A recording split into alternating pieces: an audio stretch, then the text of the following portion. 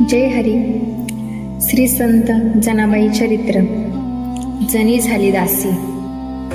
दामाशेट्टींनी जरी तिला आपली मुलगी मानली असले तरी आपण ह्या घरातील एक दासी आहोत हे जनाबाईंनी जाणले होते.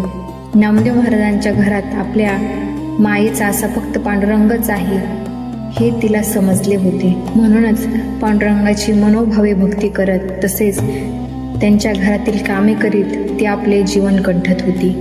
आपल्यासह नामदेव महाराजांच्या कुटुंबात असणाऱ्या माणसांचे वर्णन करताना जनाबाई म्हणतात, गोनाई राजाई सासू सुना, दामा नामा जान बापलेक, नारा विठा गोदा म्हादा, चौघे पुत्र जन्मले पवित्र त्यांचे वंशी, लाडाई गोडाई येसाई. सांगताना जनाबाई आणखीन अभंग करतात. नामदेवाचे घरी चौघे जण स्मरता हरी, चौघे पुत्र चौघी सुना, नित्य स्मरती नारायण, अनेक मायबाप पाही नामदेव राजाबाई, लिंबाबाई लेकी आऊबाई बहिणी, 15वी ती दासी जणी.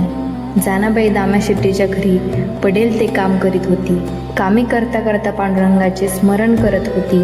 त्यामुळे तिला कामाचा थकवा कधीही जाणवत नव्हता. जनाबाईचे लौकिक जीवन हे नामदेव महाराजांच्या कुटुंबाशीच निगडीत आहे. दामाशेट्टीसारख्या विठ्ठल भक्ताच्या घरी राहत असल्यामुळे जनाबाईचा पारमार्थिक उत्कर्ष झाला. कारण दामाशेट्टीचे घराणे हे वारकरी परंपरेचे संप्रदायाचे होते. त्यामुळेच त्यांच्या मनावर विठ्ठल भक्तीचे संस्कार झाले.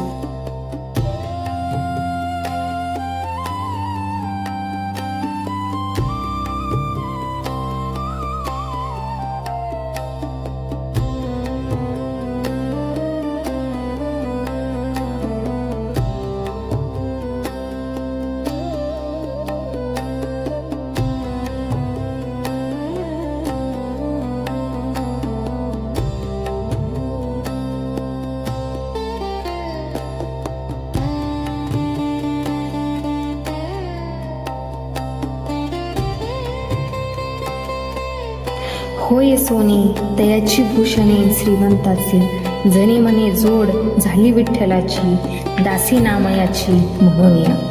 जनाबाई संत नामदेव महाराजांच्या जन्मपूर्वीपासूनच दामाशेट्टीच्या घरी राहत होत्या असा संदर्भ सापडतो. कारण त्यांनी नामदेव महाराजांना आपल्या अंगाखांद्यावर खेळवले होते.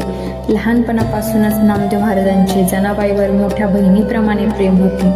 तिने जरी विठ्ठलाला आपला मायबाप मानले होते, त्याची भक्ती करता करता ती आपले दुःख विसरू पाहत होती.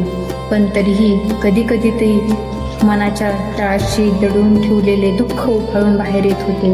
आपले या जगात मायेचे असे कोणीच नाही. नामदेव महाराजांच्या घरातील दासी होऊन सर्वजण वाईट वागणूक देतात ही गोष्ट तिच्या मनाला खूप लागली व ती व्यथित झाली. त्यामुळे ते विठ्ठलाला म्हणाली, राजाई गोनाई अखंड तुझे चरणी, मज ठेविले द्वारी नीच म्हणून बाहेरी, नारा गोदा महादा विठा ठेविले अग्रवाटा, देवा केव्हा शेमदेसी आपुली म्हणून जनी दासी. जनाबाई दिवसभर नामदेव महाराजांच्या घरातील सर्व कामे निमूटपणे करत असे. हेच आपले नशीब आहे असं मानून कावड कष्ट करत होती. तरीही कोणाला तिची दया येत नव्हती की कोणी मायेने तिला पाठीवरून हात फिरवित नव्हते. एका दिवशी तिचे मन उदास होत होते. पण त्याच वेळी आपण एकटे नसून पांडुरंग आपल्या पाठीशी आहे ही जाणीव होताच तिचे मन प्रसन्न होत होते. जनाबाईची विठ्ठल भक्ती इतकी निर्मळ होती, निरपेक्ष होती की कधी कधी जनाबाई काम करता करता थकली की मग प्रत्यक्ष पांडुरंग जनाबाईला दळण काढण्यास, गोऱ्या वेचून आणण्यास तसेच पाणी भरून देण्यास मदत करीत होता. दळण कांडण धुणे धुवणी पाठी डोईवरी, गोऱ्या वेचून आणि घरी,